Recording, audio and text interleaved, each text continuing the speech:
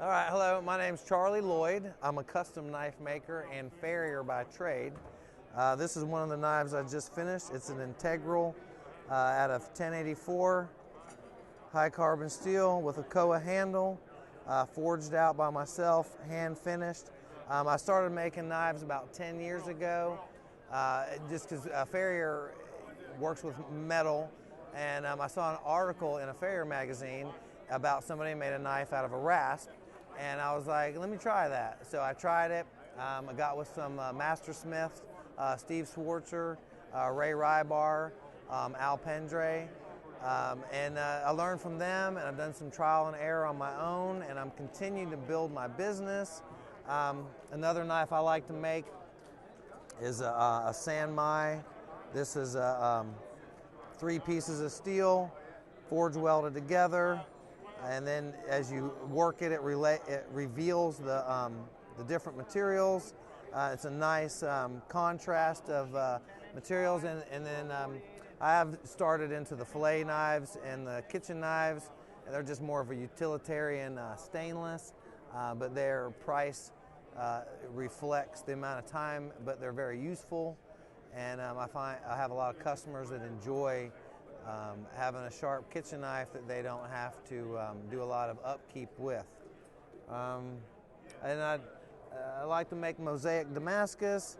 Here's a small piece of Damascus that I had left over that I forged this small little cleaver out of. And the Damascus, with me doing it part-time, takes me 4 to 6 weeks just to make the steel, to then I make the knife out of that.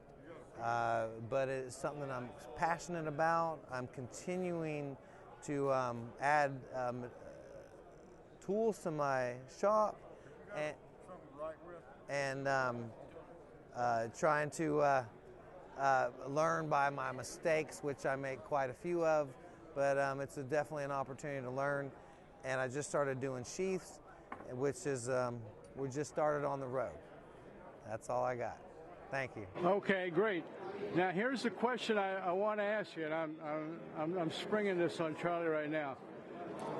This thing here, where this comes up like that, what would you call that thing? Do you have a name for that? Yeah, that's the clip of the knife. Yeah, where this comes up and then you got a little, it goes down. What would you call it? No idea. You got no idea? No idea. I work with horses. Okay, I would call it a raised, forget what I used to call it. Geez, let me think. I was calling it a raised false edge. Right. Well, I mean, that's part of the clip. Yeah. The false edge. Now that seems to be a popular style right now. A lot of people are putting a raised false edge. There's another name for it. I forget. I'll have to look it up. I'll put it in the video. But you have it on this knife here. Yes. Okay. And then, of course, you sort of duplicate it there, but then you have it over here. And then on this knife, you put it in. Yes. And this little one here, no. And this one here, you kind of just did a drop point hunter, right? You call that? Yeah. So what inspired you to put that in there? Why? Well, for one, for this as an example, it takes weight off the blade, and then it depends on how you're using it. It will help the function of the blade by if you're cutting through something. Then once it gets up here, there's not any resistance against it, and the style. It looks good. Sometimes that's all it needs is how it looks. Now, would you call that a fighter? Yeah, it's like a camp knife fighter.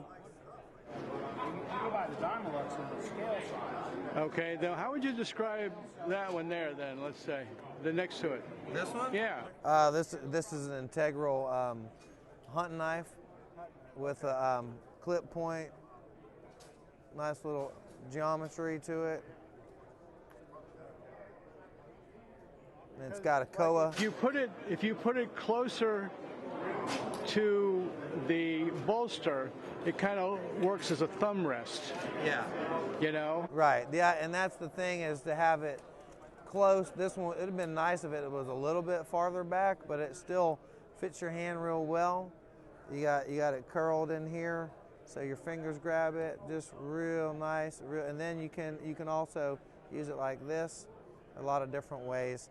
I really like integral style knives. Well, here's my impression. Maybe you can tell me what you think of my impression. My impression is if you put it further on down the blade, let's say about halfway or so, what it serves to do is nothing but make the knife sexy. Right. But there, it improves sales. So then it's a great idea. It's a great idea. Anything that improves sales is a great idea. That's what I'm saying. All right. Well, okay, but I appreciate your insight. It was very interesting, and I appreciate showing your knives. All right. Well, thank you. All right. Have a great show, guy. All right. Take care.